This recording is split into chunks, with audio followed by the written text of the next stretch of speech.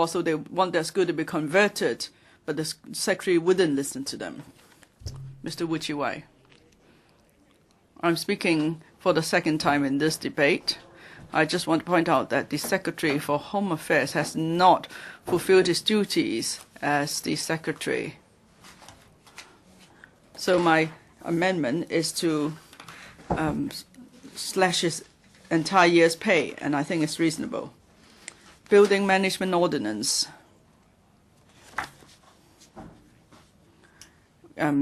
Was derived from the multi-story Building Management Ordinance in the 1970s. In the 1970s, we know most buildings were single blocks. We had few major housing developments then. But then with social development, we are now seeing many housing complexes. For major housing complexes, the management fees involved are in the order of million, 10 million, or even hundreds of million.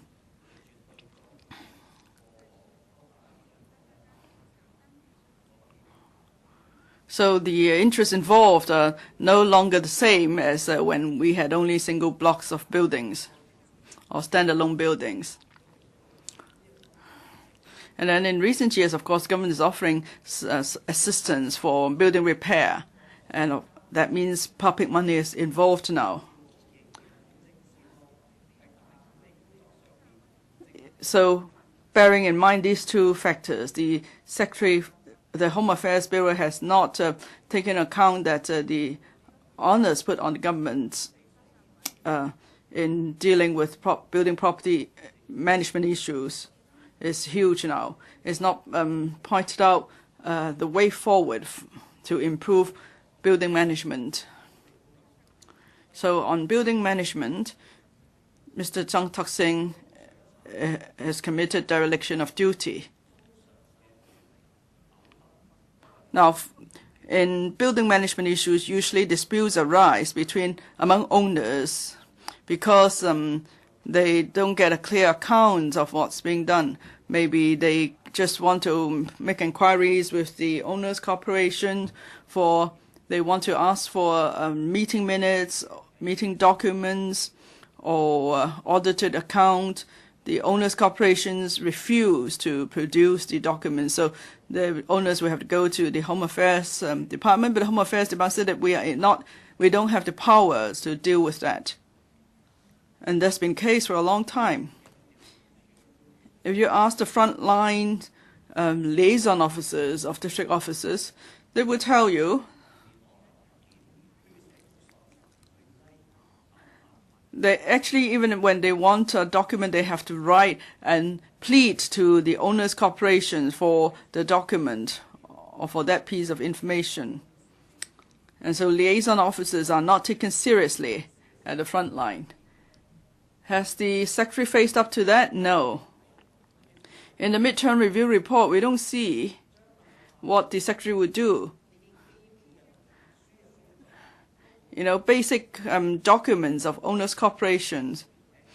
Can we have something like the annual return system under the company's ordinance? That is, owners' corporations must file these documents with the Home Affairs Department annually so that these documents are open to public inspection. Why can't we do that? Because these documents are public documents. As owners, they have the right to access these documents.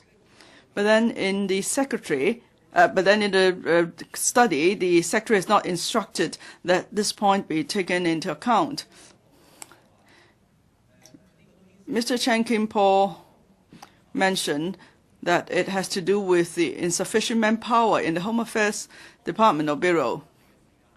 Well, exactly. It's because he has not faced up to a problem when he sees one.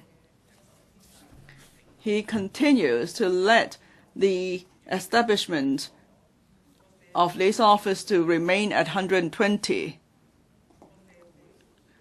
Now, there are more private developments in the city now, but then there is increase in workload for liaison officers, but there's no corresponding increase in the establishment. This is strange. We often receive establishment proposals from the government, often they will explain it's because the workload has increased substantially. That's why we're increasing the staff size. How come for liaison officers there's no need to do so? Do they have? Are they able to cope with an indefinite increase in workload?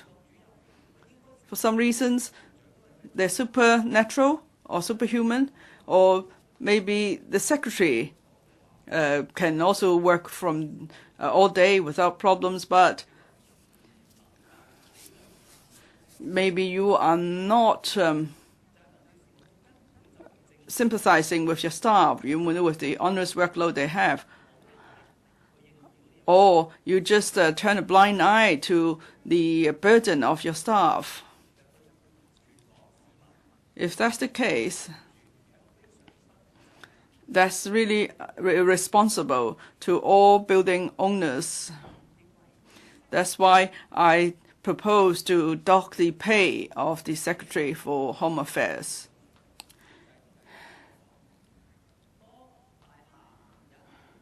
When there are major decisions to be made for building, let's say it's a decision binding on all on the estate, then shouldn't there be a higher threshold for the passing of the resolution?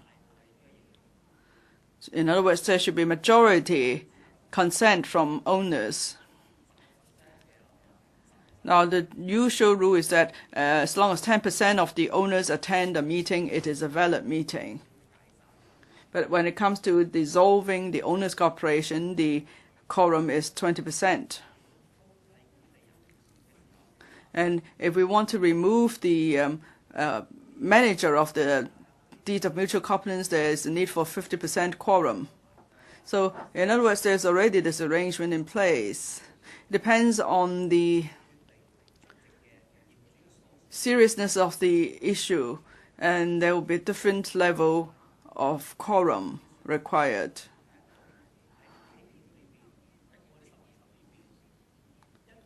In the past decade or so, because of building management, because of building repair works, a lot of problems have arisen. How come the Home Affairs Bureau hasn't seen that and proposed relevant changes? We don't even see the Home Affairs Bureau pondering over this at all. In the past decade or so, ICC has received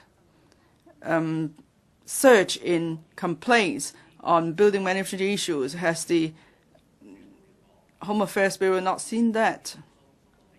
Now, many might say the complaints arise mostly because of misunderstanding. If there is so much misunderstanding and this is not tackled, and no solution is found to address the misunderstanding among owners or between owners and owners' corporation, is that again dereliction of duty? Mr. Chung Tak-sing has been the Secretary for Home Affairs for 8 years now. He started in the Donald Tsang's era. If you tell me he's new to the post, he has no knowledge at all about building management, it's not possible, because he's been in post for 8 years now. And if he knows about the issues but he doesn't choose to tackle them, then he should be held responsible.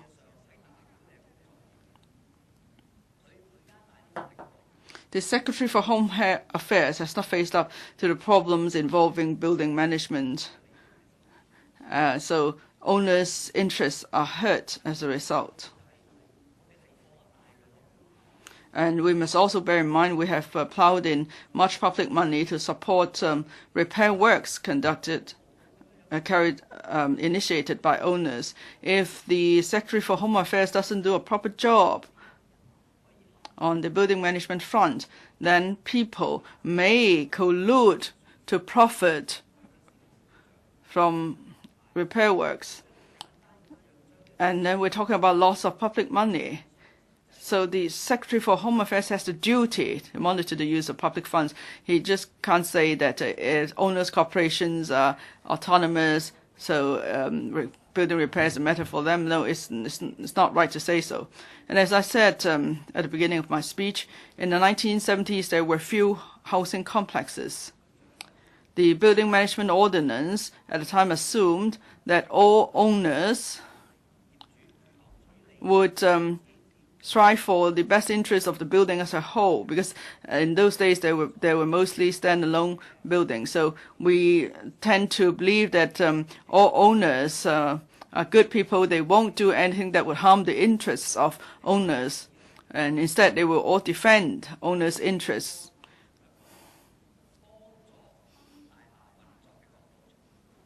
So the ordinance should be so drafted to help the operations of building management. But is it the case now? ICC has received many complaints. In most of these complaint cases, we can see that owners not able to pursue matters further because of the limitations of the law. And the building management ordinance is based on the assumption that people are good. But then for those with ulterior motives, they could exploit the loophole. They could misuse the powers or the systems under the law and profit from that. Is it the case that the Secretary for Home Affairs has not seen that at all? Has he checked with the liaison officers of the 18 districts? What is it like really in the front line? Has he asked the frontline liaison officers as to what problems they face in their daily work?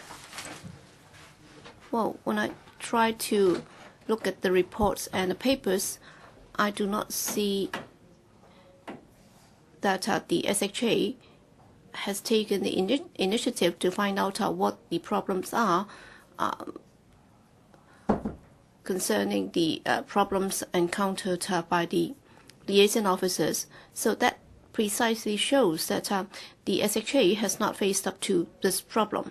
That's why in this round of speech, I'll be focusing on building management, and I think the SHA has not fulfilled his duties, and even the fact that his subordinates do not have enough manpower, and in the face of a more complicated working environment, he has not done anything to ensure that there will be a dedicated channel for them to develop their career. Well, he has never thought in that way. Then how can he effectively promote the building management work under the HAD? And he has also never considered that under the existing law, how we can reduce the disputes between owners and also between owners and the owners incorporated. Obviously, the SHA has failed his duty. He just passes on his duties to the others. For example, he would ask the owners to approach the Lands Tribunal, and they would resolve the disputes in court or seek legal advice on their own. If that is the case, then the SHA has completely failed his job. Thank you. Helena Wong.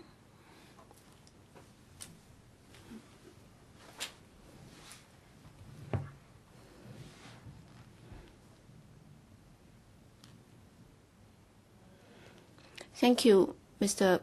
Chairman.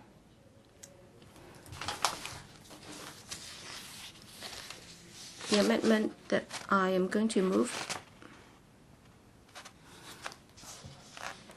is 958, Amendment 958, Head 156, is to cut subhead 000 under Head 156. A slash by $3.38 million. This is to cut the annual pay for the Secretary for Education. Chairman, from what I've heard from the education sector, the unanimous view is to ask Eddie Ng to step down. That's why I'm proposing to cut his annual pay. The reason why I'd like to do that, well, this year, in terms of education spending in the budget, well, the theme is that we have to enhance our competitiveness. Well, enhancing the competitiveness of our human resources by way of education is a very important subject. But then the budget has not set out the necessary commitment in education in order to promote this. We are actually biased in favor of offering lump sum grant and so on. And given the fact that these are unsteady resources, then that would not facilitate long-term planning in terms of our education policy. The Education Bureau takes the recurrent expenditure to the GDP percentage. In 2012, it was 21.8%, and then in 2013, it came down to 21.1%, and then in 2014,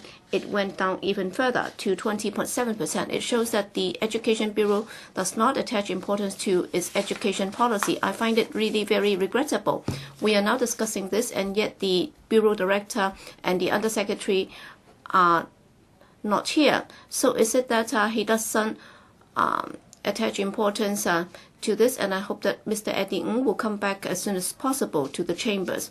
Well, in advanced economies like the UK, France, and the US, in terms of their education spending, when it takes up about 5% of their GDP. And then in some European countries, it can take up as high as 8% of the GDP. So I've repeatedly talked about this, and according to the OECD, in 2010, their member states, the average public education spending would account for some 6.3% of their GDP. And in the G20 developing economies, on average, that would take up about 4.6%. And Hong Kong, as an international cosmopolitan city, how many resources should we be putting in our education, in training up our next generation? Well, in 2010, in terms of our spending on education, it only accounted for 3.03% of our GDP. Well, we are not trying to surpass the US and the UK. In fact, we are not even up to the standard of the developing economies. In their case, it's about 4.6%, and in our case, it's only 3.03%. Well, not only is the Bureau Director not here, the FS is also not here. All right, they've been saying that we are putting a lot of resources in education, but then they have not looked around at how our neighbors are doing. In fact, since 2009, we have already got a reserve of over $500 billion, and then since 2013, it went up further to some 1,400, and in fact, so we are not able to count how many digits there are in our reserve. It shows that the administration has every ability in increasing its spending and investment in education. But then if you look at spending in education vis-a-vis the total spending, well, in the past it used to be 25%, but now it's barely up to 20%. All right, the chief designer for our education policy is the Secretary for Education. He has not tried his best to get as many resources as possible in order to invest in education. This is his failure. And next, turning to kindergarten, this is also one of the biggest, this is one of the problem areas. Well, many parents have to quit their jobs in order to get a place in kindergarten for their kids. Well, in the North District, Yunnan and Tai Po, in Tuen Mun, I think the situation is most serious. And of course, one of the important factors is that in these four districts, they are closer to the boundary. That's why, well, in the past, because of improper population planning, and all of a sudden we have so many type 2 babies who have to come back to Hong Kong to get the education coupons, and they will have to go into kindergartens, and they will have to cram into the Northern District and the district that I referred to just now.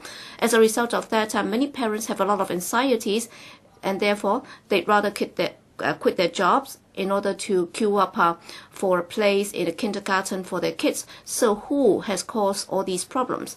All right, for cross-boundary and cross-district students, we haven't been able to resolve the problem. In Tai Po and the North District, Well,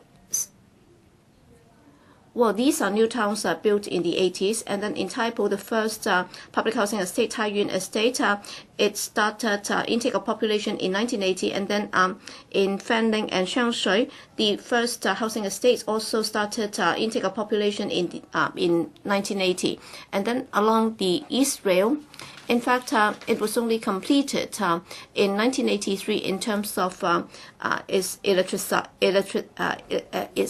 electrification. Hence, some of the babies born in those days are now in their 30s. Another factor is that property prices have stayed rather high, and therefore for the newlyweds, and if they grew up in Taipo and the North District, they'd rather stay in the district in buying their homes. And then for those who would like to buy their homes, many people would prefer to go to the further north, for example, Taipo and the North District, to buy their flats if they want prices to be somewhat cheaper. So for the newlyweds and also for those in their 30s, actually it's the beginning of their life. It's a very important period in their life, and their kids will also have to go to school. And for people who are buying their first homes, the newlyweds, they also have their kids in the North District and also in Taipo, and they're very anxious about their kids going to schools. But then, do we have enough places for these children? Well, in the past, what happened was we tried to kill the schools, but then all of a sudden, because of the type 2 baby problem, the places are not enough. So how does the administration deal with the problem? Well, we haven't yet resolved all these problems. And we have also received some requests for help from kindergartens, including Tech Yi in Chi-wai. Well, the Tech Yi kindergarten in Chi-wai, you might have been aware of that from TV news. Well, because the premises are now led to another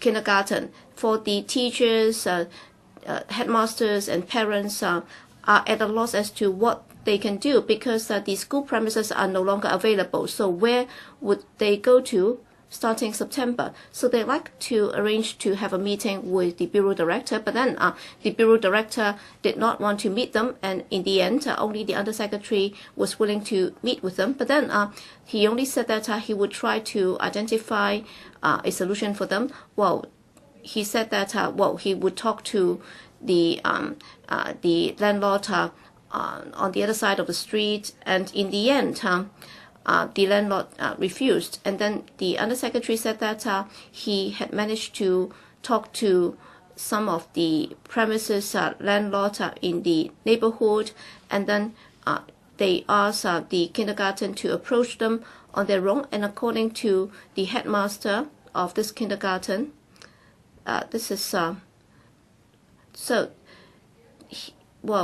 she managed to identify a place in Tianjin Court. And then, number one, you have to become a non-profit making body. And they managed to get approval under Section 88 of the Inland Revenue Ordinance and become a non-profit making body. But then, when they approached the housing authority, they said that the premises would have to be put out for tender, and you will have to bid for the premises in a competitive bidding process. So they'd like to know as to when the tendering process can be completed, and in around which month would they be able to know if they should wait for those premises in Tianjin Estate, so that parents and teachers alike can have a better idea. But then the answer that they got was, don't bother me, and I'll inform you in due course. Please do not call us again. So when you ask what should the teachers, the parents, and the headmasters do? All right, you should have told them that the tendering process would take 2, 3, or 6 months, or you have no idea as to when that can be completed. But then this is nothing new, and therefore you should not have said so. So is that bureaucracy, or should you have communicated with them? I suggest that they should approach the parents and the stakeholders. I think that's the responsibility of the executive and the officials. And yet, if you do not resolve the problems, then all the aggrieved parties will come back and talk to you. And of course, for students who have to cross to other districts to attend schools, there are other problems. And there are other problems. Now, turning to small class education, and at the should be punished. I think there is every justification to cut his pay by a year. Because when he came here, attending the education panel meeting, well, when he submitted papers, he said that for these students, well, there are too many, and we are simply not able to cope. We don't have enough P1 places for them. That's why, well, we have chosen some schools, and well, instead of having 25 students per class, we're going to have a few more, so that will grow or increase from 25 to 30, and that would also help resolve the problem of having too many students crossing districts to attend schools. Well, for so many years, after so many years' hard work, we have managed to implement the small class education policy. Instead of having 40 students a class, we are now having only 30 or 25. But now, because you're not able to cope with students who have to cross to other districts to attend schools, well, for what we have been doing quite well in terms of small class education, you're actually undermining it or destroying it altogether. So you're saying that because of the peak in the student population, that's why it will just last for a few years. If the policy is so flexible that you can just add a few more places and reduce a few more places at will, then this is not a policy at all. All right. Next, turning to graduate schools of universities, I've repeatedly raised that in this council. I recently raised a question. The question is about research-type postgraduate programs, and they've expanded so much.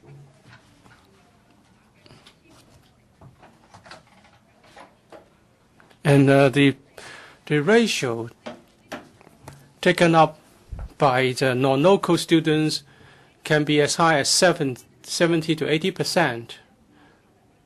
So local students can only take up 20% of the places. We ask whether these students are holding good first degrees. According to the reply from the Education Bureau, universities around the world all take on the postgraduate students based on merits. And an example was quoted, Oxford University. 62% of the postgraduate students at Oxford University is 62%. If you go to the website of Oxford University, you know that, yes, there are many non-local postgraduate students. But you have to look at their tuition fees as well. I look at the different schools, different faculties, and the admission situation, the tuition fees. A PhD in economics for local students, UK citizens, £4,000 a year. Non-local students, tuition fee is £14,100.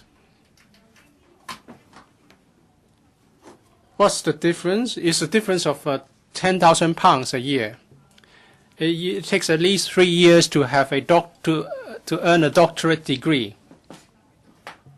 And that's why we don't think the answer from the Secretary for Education is really satisfactory.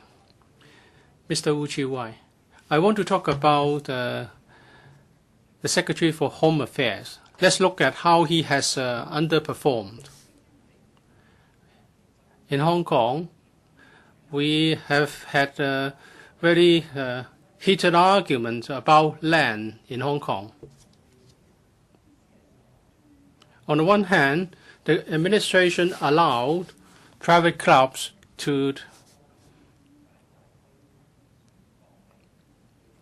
hold very precious sites, and then on the other hand, the government is trying to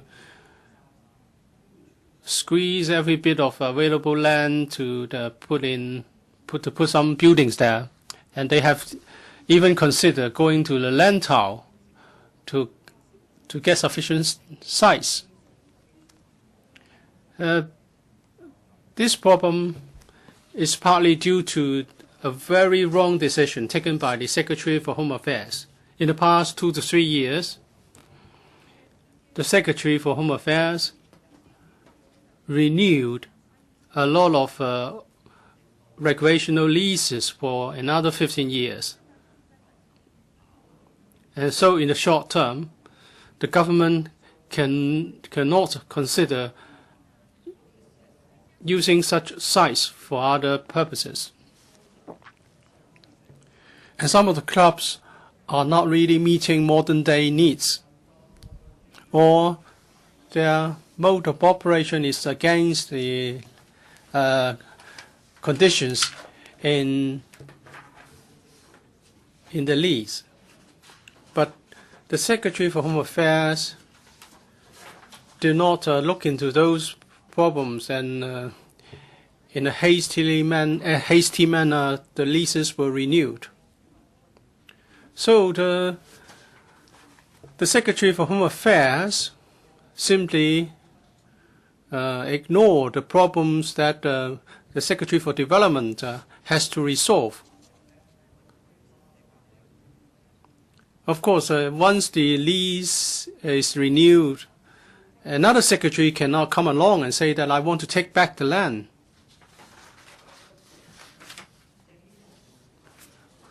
Well, what we want is that the government should not offer new leases that would last for so many years. It should not be renewed for as long as 15 years, so that we will be able to discuss land use in the medium term. But the Secretary for Home Affairs ignored our plea. He just said that the lessees had certain legitimate expectations that the leases will be renewed for 15 years. Well, is this a very efficient way of planning on land use? So is the Secretary for Home Affairs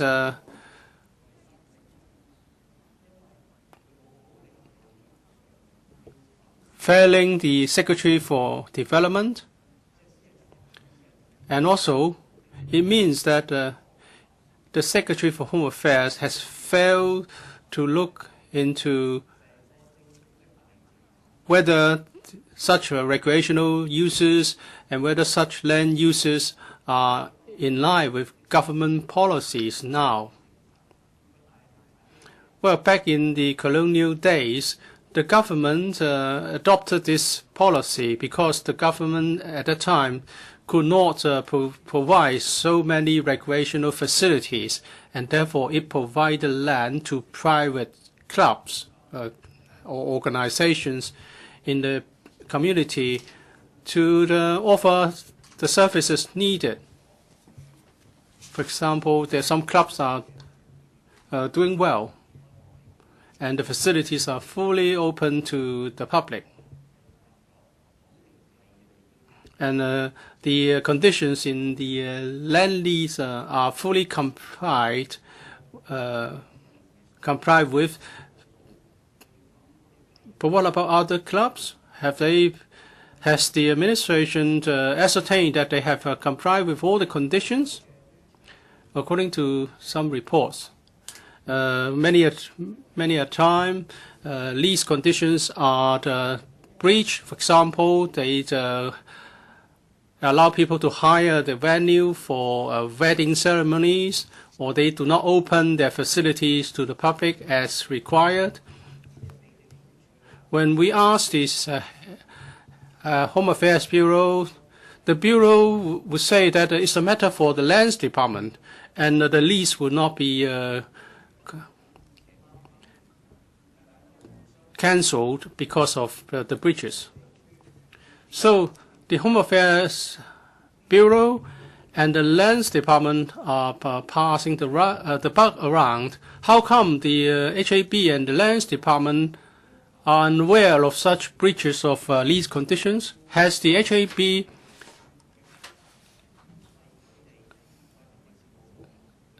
urged the lands department to carry out inspections to ensure that the leases granted by the HAB are fully observed? A few years ago, these leases came to an end, and it was the right opportunity to review the situation. But as I've said, in a rush, the leases were renewed for 15 years by the HAB, and we were told that the review would come after the renewal of leases. We know that the land resources are very valuable. The government shouldn't have granted such long leases. Today, we have two sites which are very large, which will have the leases expire in 2020. One is the most very controversial location, in a controversial location, the golf club, taking up 150 hectares of land. I'm not saying that every bit of the land occupied by the golf club is suitable for development, but if you consider the utilization of land resources from a government point of view, shouldn't the golf course take up 150 hectares? Can 1/3 or 2/3 of the land be recovered for property development? Well, I haven't heard anything, any direction given by the Secretary for Development. According to the administration, the planning in respect of the golf course will be put under the North District study. But in this regard, has the Secretary for Home Affairs written to the golf club that in 2020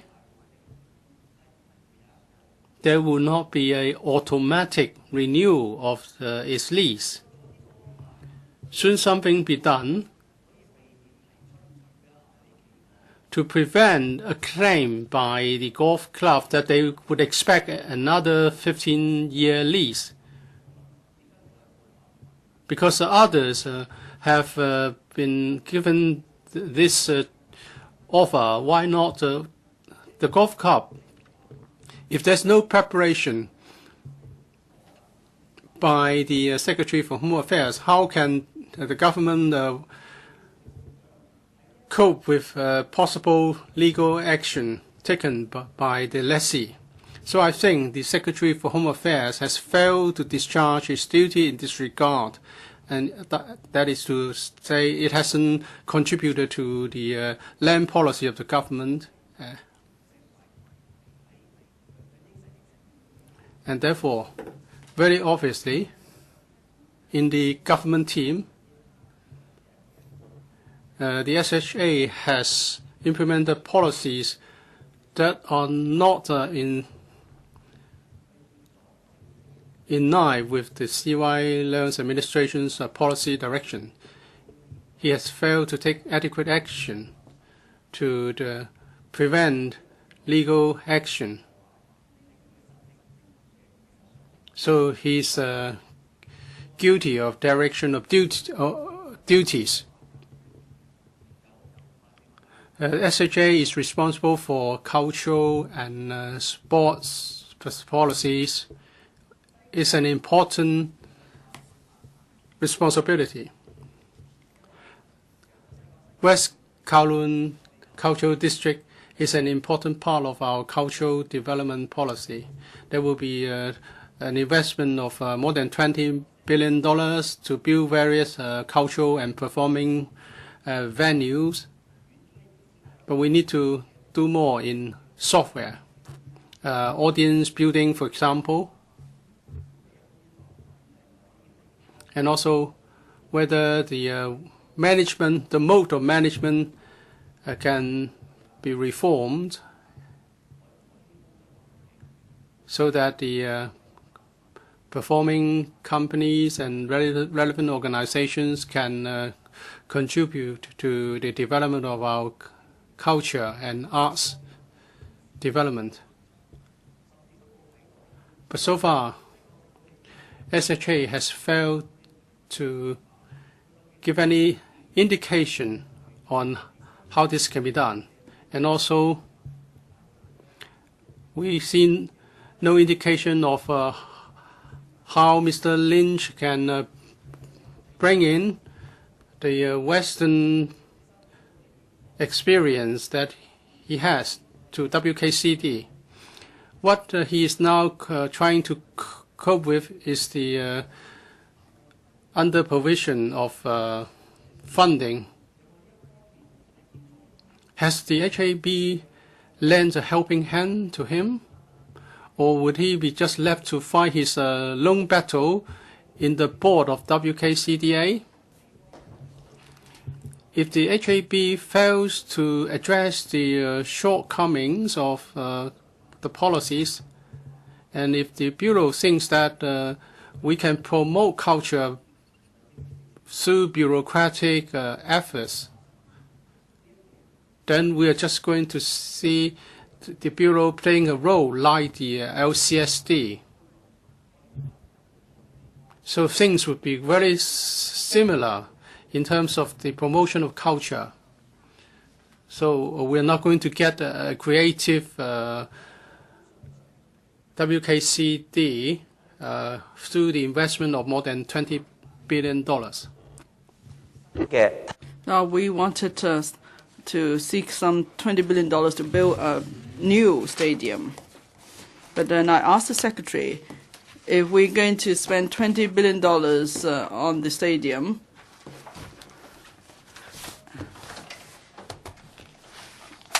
would the secretary take the opportunity to review the sports policy and the governance problems reviewed with some of the national sports associations? But it seems that the secretary has to separate the two matters. So in Hong Kong, we still just build the hardware without a map for the future. And as we build the hardware, we do not seize upon the opportunity to face up to the governance problems under the current policy. That's where the Secretary for Home Affairs has committed dereliction of duty. Now he's asking for so much public funds for building such hardware, but at the same time, in the process, he would not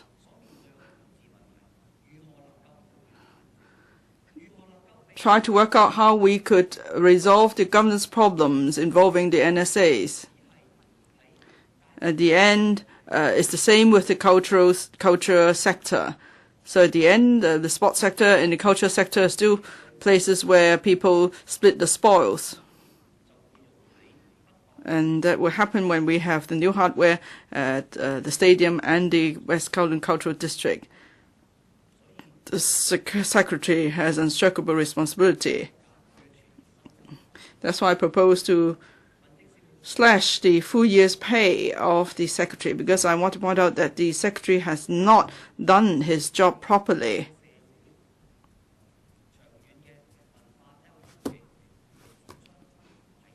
He has not shown us the way forward for our sports policy and culture policy.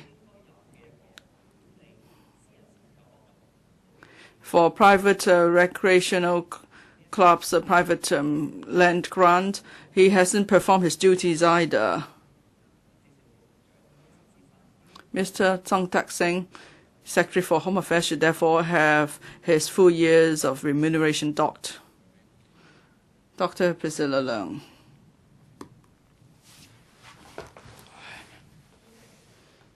Mr. Chairman, we see there are more members taking part in the debate on the appropriation bill. A few days ago, as I projected, if there is a proper time allocation, I'm sure more members would be keen to join in the debate. And now it's come true. here I would like to speak on the Home Affairs Bureau. Many members mentioned the issue of building management. I talked about the amendments to CAP 334, Buildings Ordinance, last year in the debate. Now, in the ancient days, when we want to manage the country properly, we must first manage the districts properly. In Hong Kong, that means we must first manage our communities well. So to manage our communities well, we must first manage our buildings well. If every day we go home, there are meetings among owners, either with to call in the police or lawyers' letters have to be served. That's not desirable, of course. And we see actually that's to be the case in many buildings, because there's bickering with neighbors every day about building management. Actually, some families are split as a result. Now, I received many cases for assistance. 70% of them have to do with disputes with the owners' corporation. Maybe there's not stringent regulation and supervision of owners' corporations. That's one point of view, but I would like to look at it from the point of view of support. In the operation of owners and corporations, and in terms of giving assistance, the government is not doing enough. We encourage complexes to set up owners' corporation, but after owners' corporations are set up, can they function properly? Can they really take on the onerous workload involving for an owners' corporations? What I see is that many corporations are actually unable to do so. In some complexes, they are huge with a large population. For example, in areas like Kwok-hung, Manpower Garden, there's a huge population there, so it's not possible to set up owners' corporations. And for these complexes with a large population, even if owners' corporations are set up, could they manage the complex effectively? That leads to a lot of problems. And then there are small standalone buildings, say in Pik-wan, tenant buildings. The occupiers or owners are tenants are mostly elderly people. So even if owners' corporations are set up, they are actually unable to manage things like repair works or even do a proper accounting. So at the end, many just resigned from owners' corporations because they've come to realize there is heavy legal liability involved.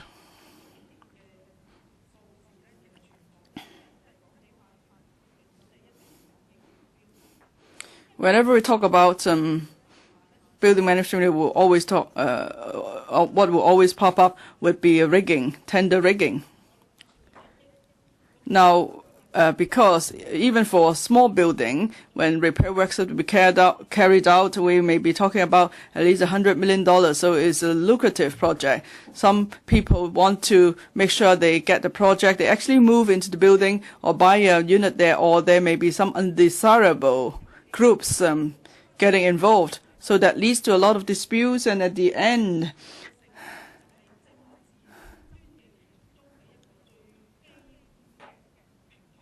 owners' corporations become a platform for fighting for powers. But of course, these are mostly financial disputes involved, and the police would have to be called in, and the professionals are involved. Legal advice needs to be sought. Then, of course, we're talking about building works, and there may even be town planning issues. And then political parties also jockey for positions when there are disputes involving owners' corporations. So this is not actually a pleasant sight or development. On CAP 344, I've done some research. Now, in the 70s, the ordinance was put in place because we had mostly standalone buildings. So we wanted to protect the interests of small owners. And so that's why the multi-story buildings management ordinance was promulgated. And then the Lands Department issued a notice on deeds of mutual covenant, and developers were required to draft DMCs based on the template. And then in 1993, there was the Building Management Ordinance, and further amendments were made over the years. So it's hoped that if we have an owners' corporations, there will be proper management of buildings, and there will be harmony in the complex. But I would like the government to pay attention to a number of issues.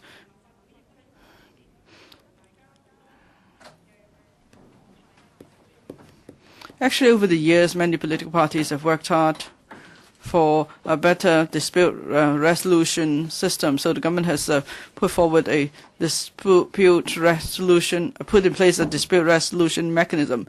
I know many are using the mechanism, but actually it's not legally binding.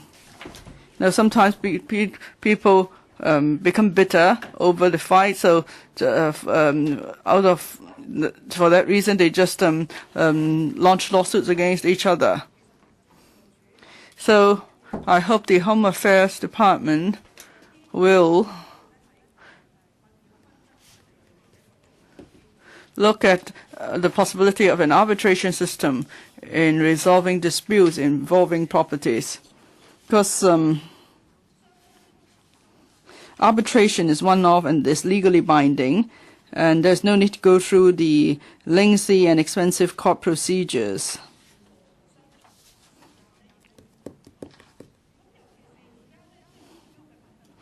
And with tender rigging, that's becoming rather prevalent. Owners are concerned, but they don't know how to deal with it, because they don't have professional help from the engineering sector. Now, even if they argue or even fight, that's not going to resolve the problems, because still it's about the rule of law. At the end, the matter will have to be resolved in a legal manner. So I hope the Home Affairs Department will look at the practice in other countries. In the United States, some states actually have adopted an arbitration system. In 2009, in my motion debate, I proposed an arbitration system to deal with disputes involving properties. People thought it was a strange idea, but actually in the past year or two, I see that some political parties have now embraced this idea. They believe arbitration may be a good way to resolve such frustrating disputes.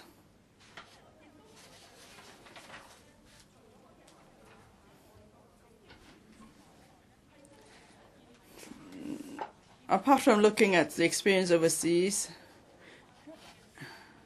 the government could also consider giving assistance and taking more initiatives in disputes involving buildings with or without owners' corporations. Maybe professional departments could give some advice.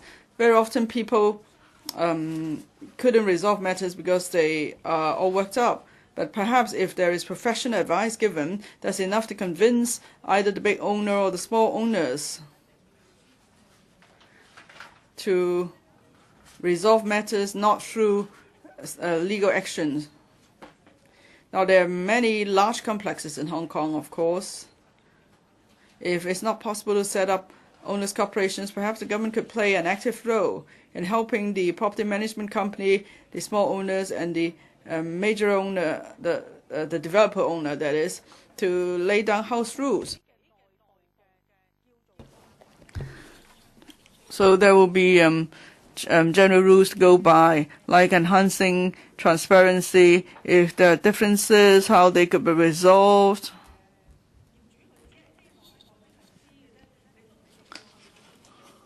Or some owners say that I won't want to get involved because it's voluntary service. So not everyone is keen to attend owners' meetings. Only when they have grievances, they will attend meetings. So that's why I want the government to be more active. Owners' corporations need more resources. What about an arbitration system, as I said? And what about providing independent professional advice to owners' corporations, say legal advice, engineering advice, and so on?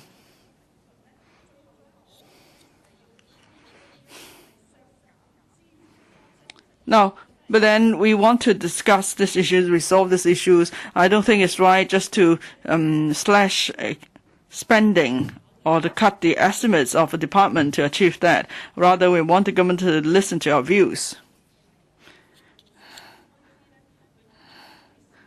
So I'm against slashing expenditure to bring about improvement. Amendment number 435, head 90. This is to slash the expenditure for employment scheme for middle-aged people. The scheme is to encourage employers to hire those aged 40 or above who've been jobless for a year. So there will be an allowance. I agree we should have such a scheme to support the middle-aged unemployed. So if we slash this spending item, it's not going to help anything. That's why I cannot agree to do that.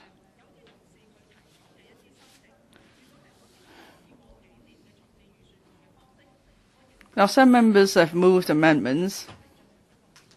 I can accept that we have a debate on issues. But then here there are amendments that say completely cut the budget for a middle-aged employment scheme. Actually, that's not the way to address issues. It's totally counterproductive. That's why I'm against these amendments. Thank you. Mr. Leung Kwok-hung, are you there? Dr. Elena Wong.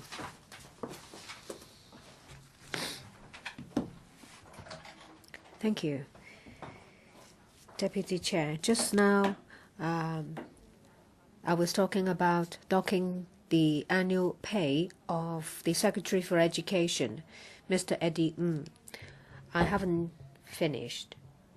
And I was talking about the intake of graduate school students in relation to the 8 universities. I wasn't talking about MA, self-financed MA. I was talking about MPhil and doctorate degrees. Non-local students accounts for 70 to 80% of the total graduate school population. We are concerned that precious resources for education is not used on nurturing local talents. In reply to my question, the Secretary for Education said that graduate schools are different from undergraduate schools. For graduate schools, it's on merit only. The better academic performance you have, the higher chance you'll be taken. But that's not the case in the past. There was a cap on overseas graduate school students. It will be capped at no more than 20%. But now this cap has been done away with. The Secretary said that, well, schools, universities would like to take in academically strong students. But what happened now is that you only have to visit the canteens of universities. All you can hear is Mandarin.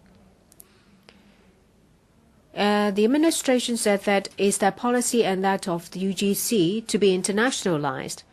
But by internationalized, what happens here is that it's mainlandized. Most of our graduate school students come from the mainland. We encourage exchange because we want to retain talent. Some of them may stay in Hong Kong to work. But isn't it a little bit over the top if the ratio has reached 80 to 20? The Secretary cited the situation in Oxford. I covered it before. I said this is a poor example. It misleads Hong Kong people and legislators.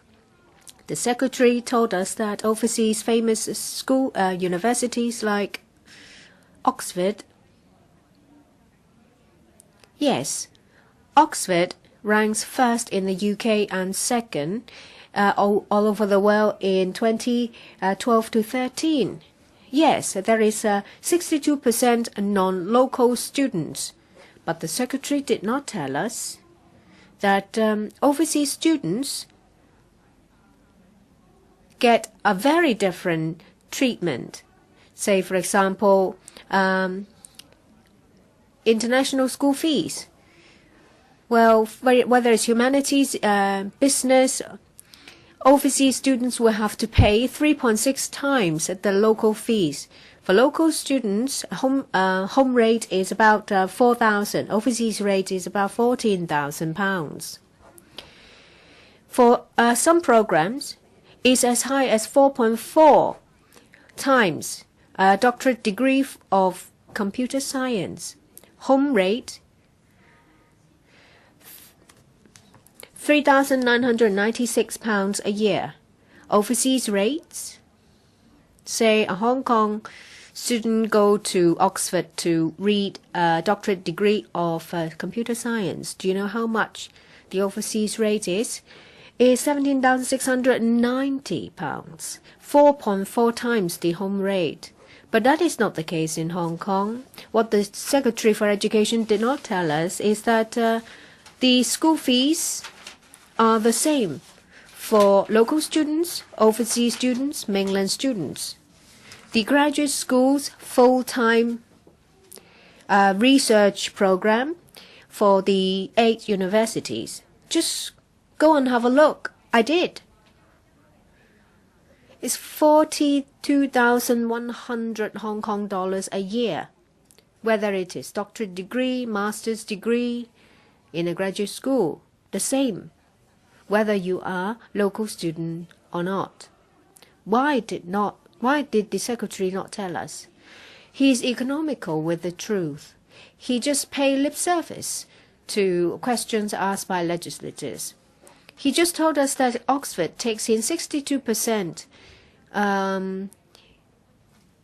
non-local students. Why didn't he tell us that the home rate is a lot cheaper? You either set a cap of 1% or you find a different subsidizing arrangement. And another difference between Oxford and Hong Kong universities is that after you've been admitted by Oxford, they don't guarantee scholarship. If you go to the Oxford website, you'll find that they provide 850 school scholarship places for their students, so you have to compete. And for some scholarship, you have to first be a citizen. But what about the graduate schools in our 8 universities? You'll be charged the same, even if you come from the mainland. And they are rather generous. Once you're admitted to a research program, whether it's master's degree or doctorate degree, they guarantee you every month $14,000 to $14,490. So you will have an income of at least $14,000. Of course, you will have to do some research work and maybe work as a research assistant. But whether you're local or not, you receive an income of $14,000 a month. You pay $4,000 towards your school fees. You still have a living allowance of about $10,000. So isn't that highly appealing to mainland students? When I was a graduate school student, I had to work for a number of years to save up before I studied in the graduate school in the CUHK. Or you may say Hong Kong's affluent and we can pay for all the students, no matter where you come from. If that is the case, I would like to ask, how come there are so many qualified DSE students qualified for university admission? The financial secretary, the secretary for education did not make sure that there are enough year one places in universities to take them all in. You have failed Hong Kong people. You have failed Hong Kong students. I've been asking the same question since last year, and I haven't got a serious answer. If all eligible local students are given a year one place in university to save them from having to find self-financing programs or associate degrees, that would have been much better. I'm furious. So we have to dock Eddie Ng's pay by 1 year. I ask questions as a legislator. You just give me perfunctory answers. Don't just tell us that Oxford takes in 62% of non-local students. Even for a not lowly educated person, that person will be able to find the information on the internet. I don't want to filibuster, but when I start talking about Eddie Ng, I may end up filibustering. Now, I want to talk about Occupy Central. Eddie Ng, shouldn't you spend more time and effort to be here, listen to legislators, and on issues like cross-boundary students, a small class teaching, and on local graduate school students taking up our resources? He did what he wasn't supposed to do in the first place. He threatened teachers and students and told them not to participate in Occupy Central, saying that if you do, you will put your future at risk. Do teachers need your guidance, Eddie Ng, in relation to how to teach liberal studies? Is it the case that teachers can't teach controversial cases in class? I do think that there is an element of threat in what you said, Eddie Ng. Teachers, if they guide students in the discussion of important issues of Hong Kong, is only their job. We have the duty to teach students about homeland affairs, about affairs in Hong Kong, international affairs. Most of them are controversial. If you are to know about Hong Kong politics, you can't avoid Occupy Central and how it's related to the fight for universal suffrage, and why did the Pan-Democrats propose Occupy Central to fight for universal suffrage? Of course, a professional teacher would not engage in instigating students in class, because that is something that every professional teacher should know. And there are also principles in teaching liberal study that students will be taught both sides of the story. If students decide for themselves that they want to participate, of course we know that that is impossible, because the plan of Occupy Central is to require each participant aged over 18 to sign a declaration stating that they will participate in civil disobedience in a peaceful manner. These students, they are under 18. It's just like Joshua Wong. He's under 18. He could not vote in D-Day 3. So in the first place, these students would not be able to participate because they are under 18.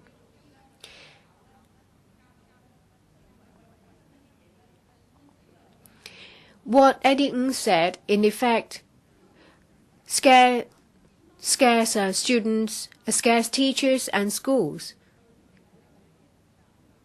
And they might think that they can't even discuss these matters. What about students make the decision to go and observe? They are independent. They are their own person. You can't chain them to the ground. I do think that our Secretary for Education doesn't really know what he's doing. He threatened schools and teachers and students, so I do think that Secretary for Education should resign. In a Hong Kong U opinion poll, Secretary for Education always has a very low approval rating. In a survey done in 2014, he has never passed in the approval rating. It's at a level more or less like that of Chi-wai Leung. Maybe that is one of the reasons why the Hong Kong U opinion poll has been criticized for being not scientific. Eddie Ng is always the second last in the popularity. I think Eddie Ng should reflect on himself whether he is the suitable candidate to be a Secretary for Education. I appeal to members to support my amendment. Does any other member wish to speak? Mr. Ray Chan. Thank you. Of course, I will first speak to support Helena Wong's amendment of 957. That is the reduction of $3.38 million annual pay of the Secretary for Education. You see that he wasn't there in yesterday's CNE question and answer. Information shows that he is now in Finland to learn from the successful experience of Finland, of the Finnish education system. My understanding is that he is also an offshore secretary. He's always away. I think he's traveling around the world for pleasure. Well, I have a lot to say about Mr. Eddie Ng. I'll do it later. Many colleagues have talked about building management issues that come under the Home Affairs Bureau. Members here who have assisted people in handling the building management disputes or bullying cases would have a first-hand experience. And if you yourself or your relatives have been employed in management disputes, you all speak in one voice that the HAD, Home Affairs Department, is not doing a competent job. If you give them a scale of 1 to 10, the HAB will always get a fail mark. And as Ms. Priscilla Leung has said, the Bureau only helps you to set up your owners' corporation, but it doesn't care how you can function. My amendment is a 337. And that is to cut the budgeted expenditure of the HAD on building management, and that is $18.625 million. All right, so the Bureau is not doing a good job. What should be done then? Well, in some cases, if they're not doing a good job, maybe they need more money. We cannot do that. We have no power to do that. But we can talk about giving them a higher budget as a matter of policy. But in helping the owners' corporations, it's not a question of lack of resources on the part of the HAB. If we give them double the budget, they will not be sending 2 people instead of 1, and they will not be answering questions of owners. Or that if you give them more people, they would try to mediate among the owners. So we know that it's not a question of lack of resources, but a question of policies. From the Bureau to the department, how are they going to help the owners' corporations? Do they sit there with folded arms and never answer questions, and they will just refer you to various organizations to seek help? So the question is not about resources. And what is the what is the point of cutting the expenditure? Well, if you say someone is a irresponsible parent, of course you should not allow the parent to have more babies. If we look at Program 2 of HAD, it's on community building, and the HAD will continue to coordinate building management issues. The word is coordinate. Many members here are familiar with work in the district. You may have encountered many tricky problems. And also to provide advice and services on building management issues. Of course, they provide advice. Whether it's useful or not is another matter. But I don't know what services they have. The HAD is responsible for the organizing training sessions and seminars. But they just do it. There's no need to measure the achievement or the results. They can just organize a certain number of functions, and that would be it. And they also carry out publicities on integrity education in relation to building management. Well, all they need to do is talk. You are invited to attend seminars and briefing sessions. The government has always encouraged owners to set up owners' corporation in accordance with CAP 344, and so that the owners' corporation can manage the common areas on behalf of all owners. But over the years, many people, pro-establishment and pan-democrats, parties, and legislative members have said that this CAP 344 has given too much power to owners' corporations, and owners cannot monitor their work. The Ombudsman once criticized the HAB for lack of effective enforcement and to handle the disputes between the owners and owners' corporation. But this is not a new occurrence, and that is that they don't help owners' disputes. For example, we have the mandatory building inspection and window inspection schemes.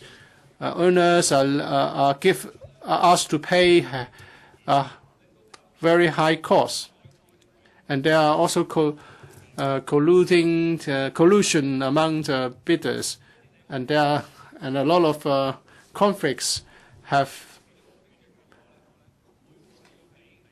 been caused by such malpractices. In some cases, an owner had to pay $300,000. Many owners suspected that there are malpractices, and owners almost had to resort to the violence and fight because of the grievances. And they have sought help from the police, the HAD, and other parties. In the beginning, it was the HAD that encouraged them to set up their owners' corporations. But the HAD was very passive, and it did not help them.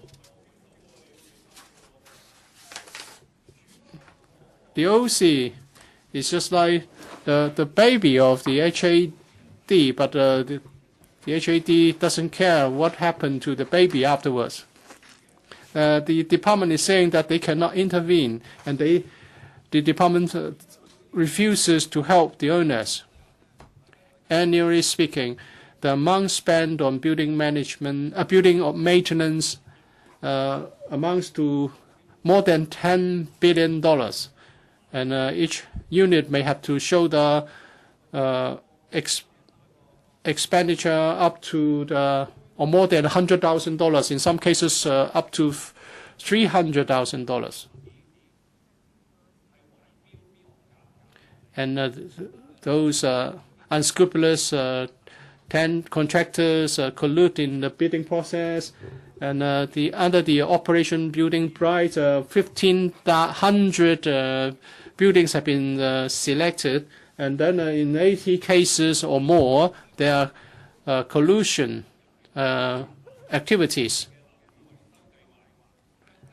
And the government-sponsored building management schemes have prompted the establishment of criminal involvement in such maintenance works. According to the normal procedure, the OC would ask owners to approve the maintenance plan, and then there will be open tendering, and a consultant will be engaged. The consultant would inspect the buildings and propose materials to be used in the maintenance, and then to work out the maintenance program. And there will be the drafting of the tendering document, and then an open tendering exercise will be carried out. The OC plays an important role here. The OC has to meet with contractors and to convene a general meeting of owners to scrutinize the recommendations.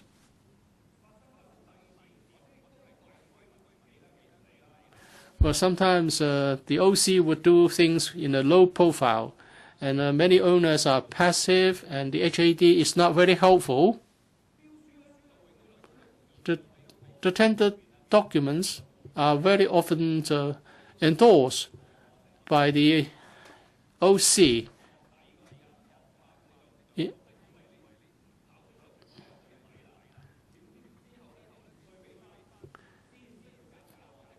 Because the owners thought that the price they are offered was already the lowest. But they found out that it's not the case afterwards. The buildings department should provide advice to the owners so that they know whether the quoted tender is expensive or not. And there's a loophole here, and the building management company is also a party to it.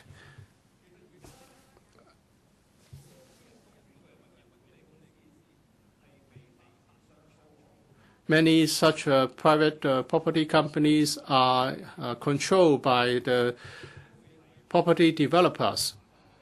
So the company would attach more importance to the interests of the developer at the expense of other owners. Some of them are closely related to the property developer.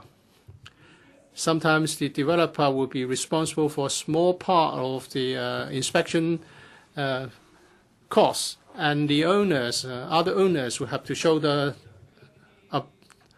a bulk of the expenditure, and that is unfair. Many owners suffered heavy losses, and some property management companies are not performing well, and also the property developers would stipulate that owners must hire those management companies that are related to them.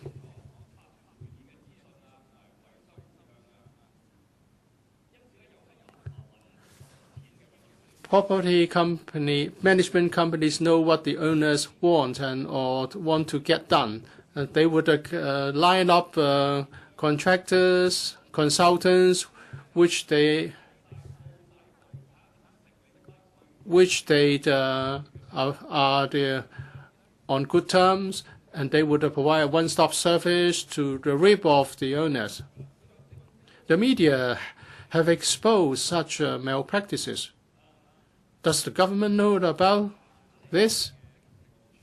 The HAB, does the HAB know this? Well, I know it. Well, I'm not the one who is the closest to such development. I went to a rally to protest against tendering collusion. We wrote to Mr. Jang Tak-sing, and only after a lot of prompting, they started to pay attention. According to the reply, the HAD is going to launch this APEC Building Maintenance Advisory Service Scheme. It's a pilot scheme that will run for 1 year.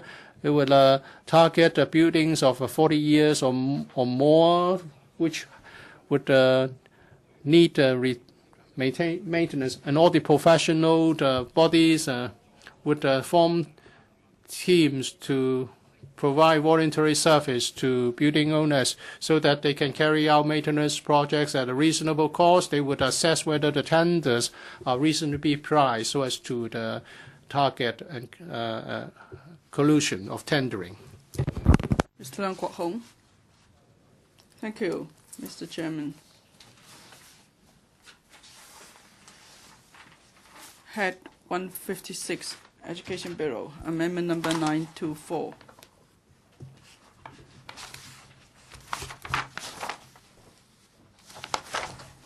To slash the estimates, subhead 000, head 156,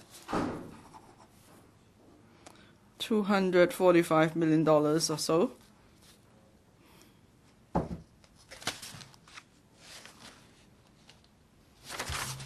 This is to cut the full year's budget of the Education Bureau for the Curriculum Development Committee.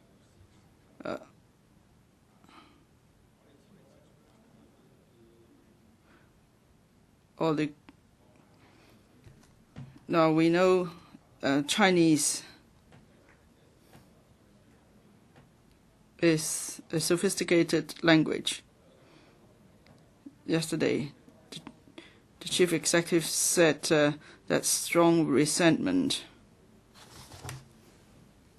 Now, if I wasn't worried that you might evict me, I would ask him why he used that term. You know, and the journalists got the Chinese characters wrong too. You know, Chinese standard is like that. What do we do? I can give you an example.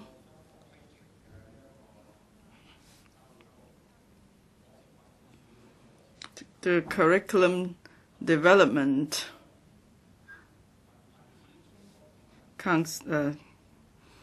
department. They have diploma of Chinese curriculum, but people, you know, they picked an article by a local writer, Wang Kwok-hung. They picked another article by a Taiwanese author. We give you a child as a teaching tool.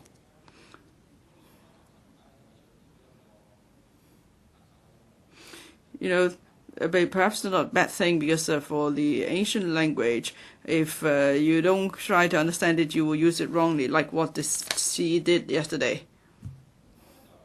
So here they're using modern language articles.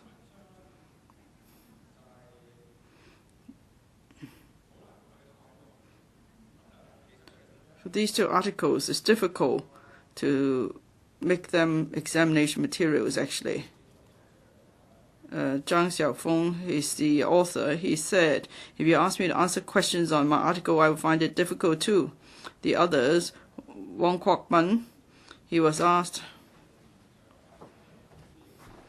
whether it's lateral thinking or whether it's comparison and drawing analogy and so on. When the writer wrote that article, even the writer said, I didn't know myself which style I'm adopting. So if you use the article of an author as textbook material, exam material, you have to first check with the author what style he's adopting. But even the author can't say himself. Now, like Li Shangyin, when he wrote a poem, was he writing about he and his girlfriend, or was he expressing his feelings about the country? Of course, you can't check with Li Shangyin and, from the ancient days, but here we're talking about a contemporary writer. And then you ask the students to answer questions on his article. The students say, I don't know how to answer these questions. And then the journalist approached the author, the writer of the article, and asked him if he could answer questions on his article. The author said, well, actually, I don't know the style of my writing. Mr. Leung Kwok-hung, I'm very interested in your views on Chinese language and Chinese literature, but it seems that it's a digression from the debate. No, we're talking about an open examination. They try to make things difficult for students. You don't even know what the standard answers are yourself, and then scores are to be given to the students. Or you can arrange, say, a session at the Youth Square. Ask that writer, Zhang Xiaofeng or Wang Kwok-ban, to come and give a talk. Why make it exam materials? We spend so much public money on devising a curriculum. Is there a committee to choose which articles to use? And have you checked with the authors first before you pick those articles? I think that's the basic, that's the ABC of public administration, isn't it? That is, you should first check with the writer whether his article is suitable to be used as teaching or exam materials. Mr. Leung Kwok-hung, you're talking about slashing the expenditure on curriculum development by the Education Bureau. Yes, but I think, of course, you could mention issues in relation to the curriculum, but you shouldn't speak on individual exam question, individual writer, and so on, although I'm very interested in what you're saying too. Okay, then let me cite another example. There's so many. Chinese language paper for the Diploma of Chinese exam. There's an award-winning article by author Choi Kwok-ming, the ninth taste or ninth flavor. So the question asked is what the ninth flavor is, but students find that question difficult to answer. And then eventually the media found the writer. He said if he is the student, he were the student, he would put as the answer, that means the flavors of life. But then in the original article, there's no specific meaning given to the ninth flavor. He said he's actually wanted to leave room for readers to consider that. So it's a kind of vague writing style, but you want specific answer. Mr. Leung, I still must ask you not to say too much on a particular passage or literary work. But if I don't cite examples, people won't know what I'm talking about. Okay, you say no examples. Let me talk about a principle then. Should there be sample text for Chinese language examinations?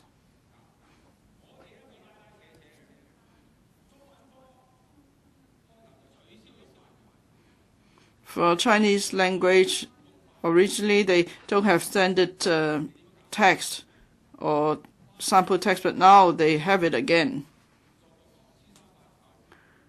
By standard text, that means, say, if you could recite all 300 Tang poems, you will be able to write poems yourself. But then they say, no, this is not the day-to-day language we use. it may fetter the imagination and inspiration of those studying the subject. So that's why they did away with sample of standard text. Now they have come back with standard text. When I was in school, we had Chinese language and Chinese literature. It's really confusing.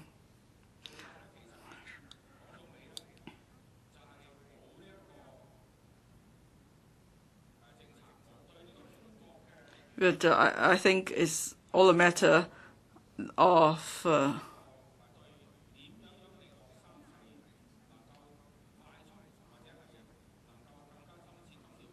how we could help students better learn our Chinese literature. So they're wasting money. Now, school-based assessment. I won't talk about literature anymore. School-based assessment. I attended a debate in a secondary school.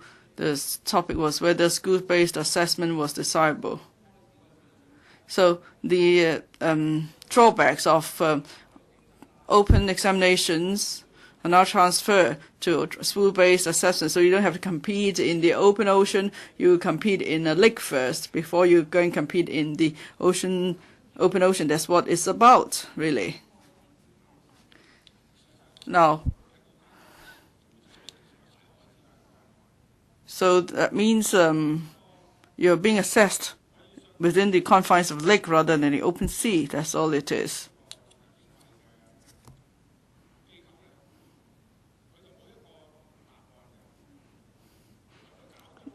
The curriculum development division doesn't provide standard answers for school-based assessment. And then schools are at loss as to the percentage or the weighting of school-based assessment as part of the open exam results. If the weighting is high, that means teachers in the schools have to keep boosting the results of school-based assessment. They have to do a horizontal comparison in addition to a vertical comparison. Because there are no criteria. For open exams, there are criteria because we're using the same exam papers. So this school-based assessment, I think, is a waste of time and money. And I can tell you what it is about. Education is supposed to serve people. You should have regard to the abilities of students in teaching them. Then that's what Confucius said. But then Confucius never said you should teach students based on the financial means. Now, if we say we'll teach a student according to his abilities, then as long as we are able to teach something, the student's good enough. But when you do school-based assessment, there has to be both horizontal and vertical comparison. You can't have regard to the student's abilities in teaching him.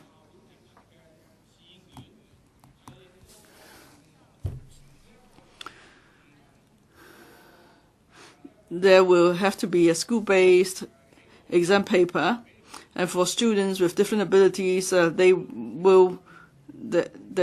well, your theory on education and assessment, how is it related to slashing the expenditure of the curriculum development division? Because they have caused such a huge problem. They can't do proper skills-based assessment. Well, I attended a territory-wide debate amongst secondary students on this topic. I've been to this debate for 3 years now. They still couldn't sort out what school-based assessment is like. Well, you know that you've been going to debates for 3 years. Do you know that over 3 years there have been a lot of changes to the school-based assessment approach? Are you aware of that? No, I'm not, actually.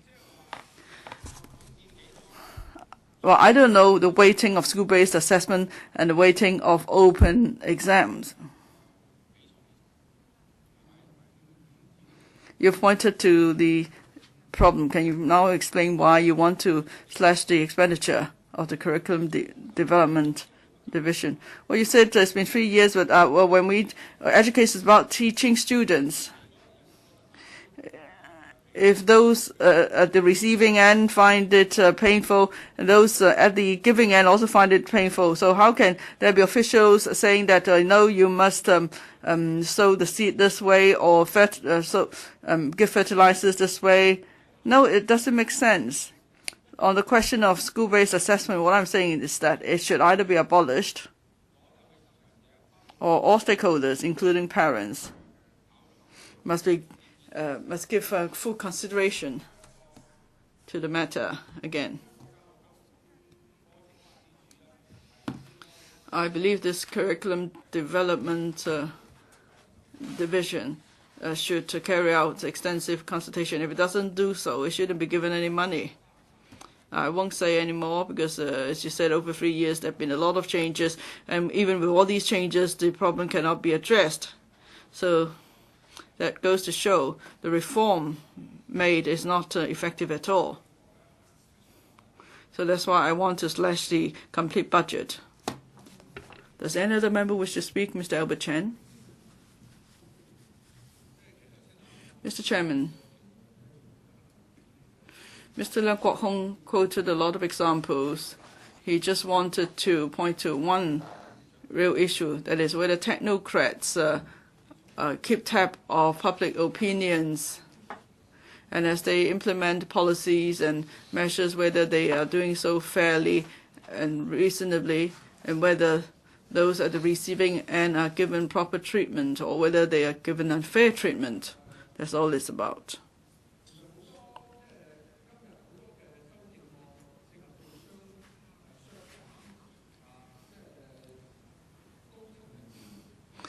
Many of the amendments being considered here involve cutting the pay for senior officials or cutting the budget for some subheads.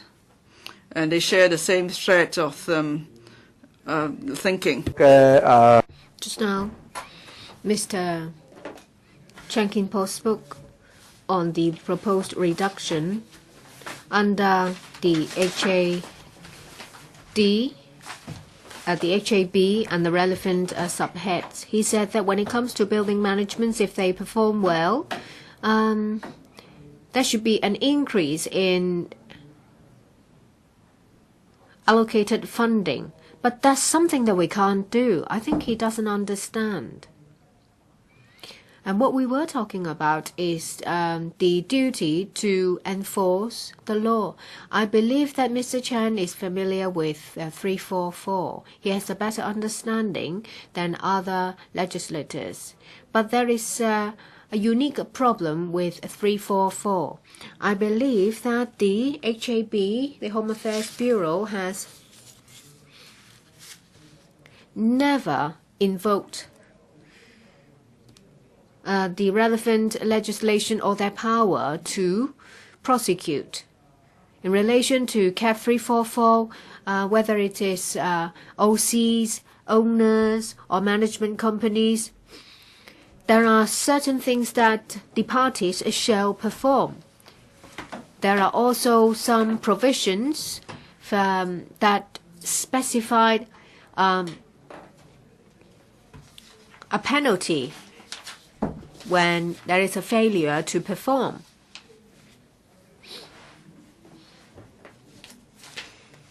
When it is shown that there is a failure to comply, you have to use your power to enforce and make them perform. Over a number of years, if there is a continuous failure to perform and you don't do anything, then the legislation exists in name only. And when a lot of people just flout the law, then the law is meaningless. Say, for example, in certain locations, there is illegal parking, and when people learn about this, there will be more and more cars illegally parked there. It's just like during the Chinese New Year, where people can park illegally. The situation has gone out of hand. And recent years, there are police officers booking these vehicles. You're digressing, Mr. Albert Chan. Yes, I'm illustrating my point. Over the years, we have been sending the HAB letters telling them that they should enforce the law.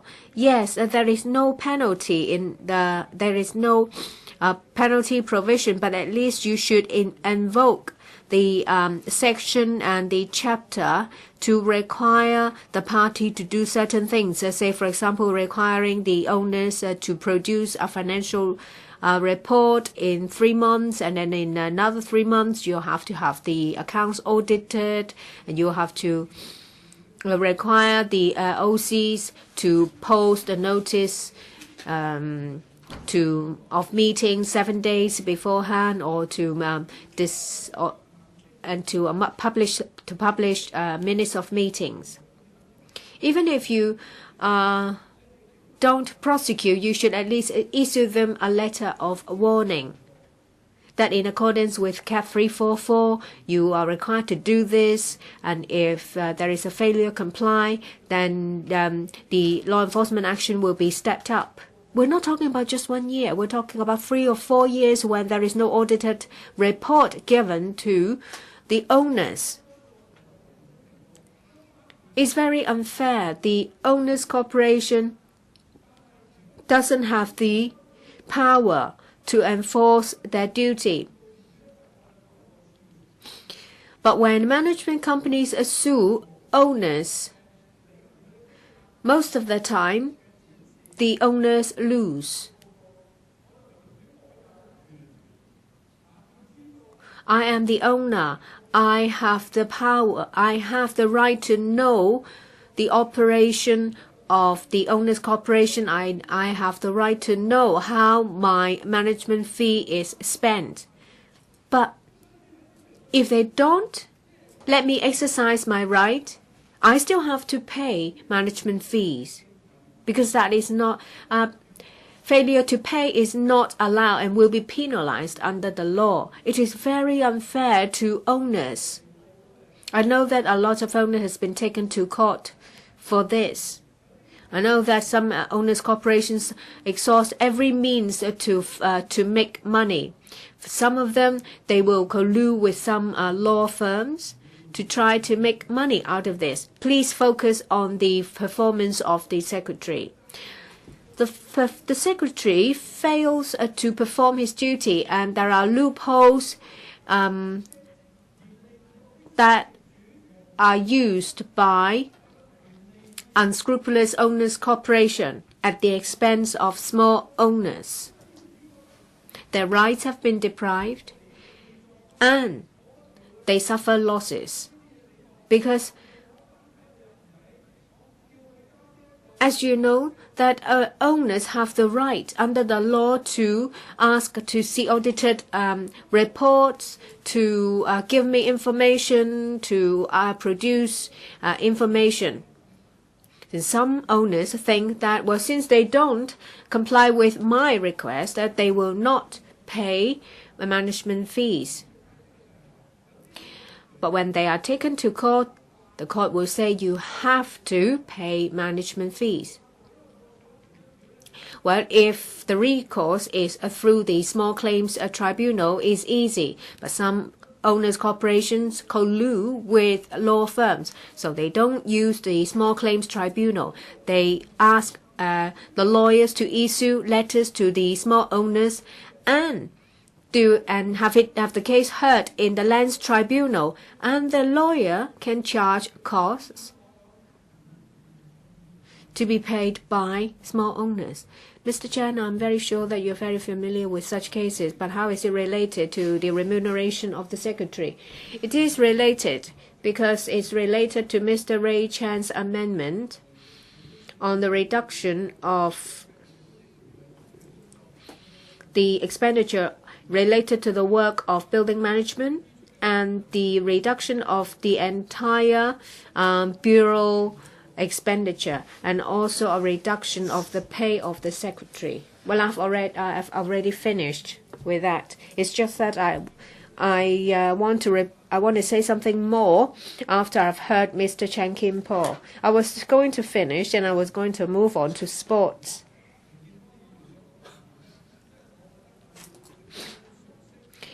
Chan Kim-po is very familiar with Cap 344.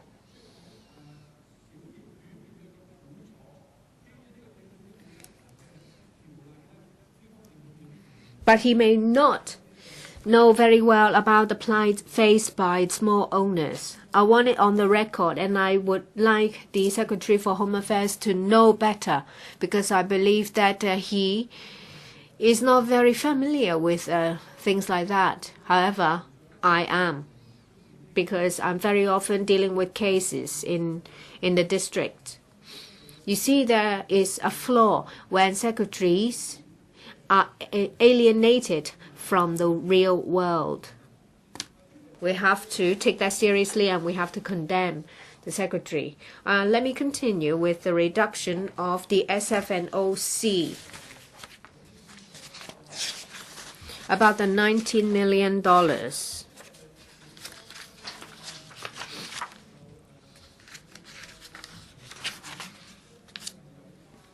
I've already covered a large area previously, but what I want to say is that a lot of NSAs, National Sports Associations, become clubs of princelings of the rich. When sports development turns into clubs for rich princelings,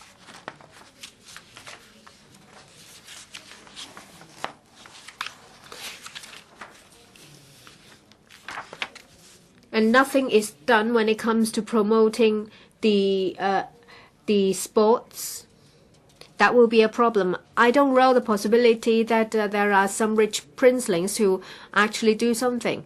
We watch the Premier League, and we see that there are lots of clubs that have been bought by oil tycoons in Russia. A lot of money spent on the club and on their youth clubs to train the under 21s. Having money is not a sin, but if you have money and not spend it to promote the sports in Hong Kong, then it is a sin. How come that Hong Kong sports associations are now hogged by rich princelings? We see that,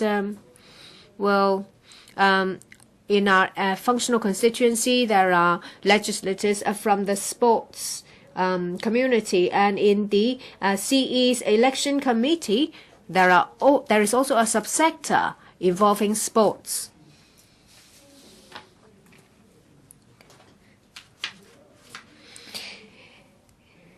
In order to maintain stability and in order to maintain control of politics, sports development, as a result, is controlled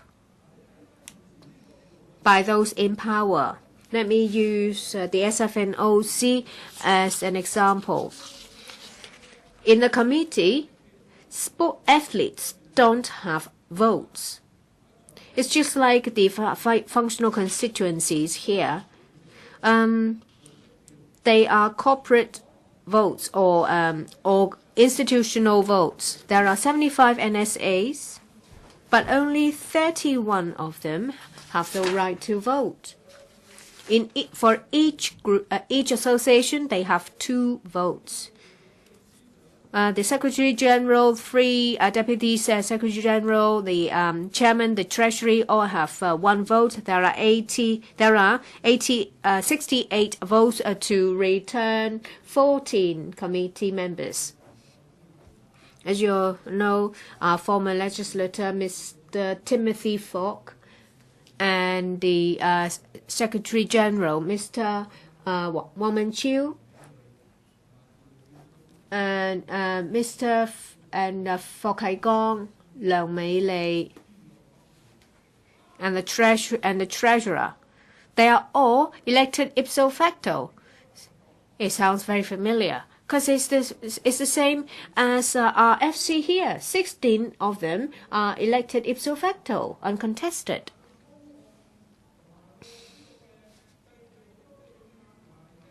They control sports development, control the NSA. We're talking about an important organization, SF&OC. Well, there is a small competition when it comes to the deputy chairman, 9 running for 8 positions. I think it's just pork barreling.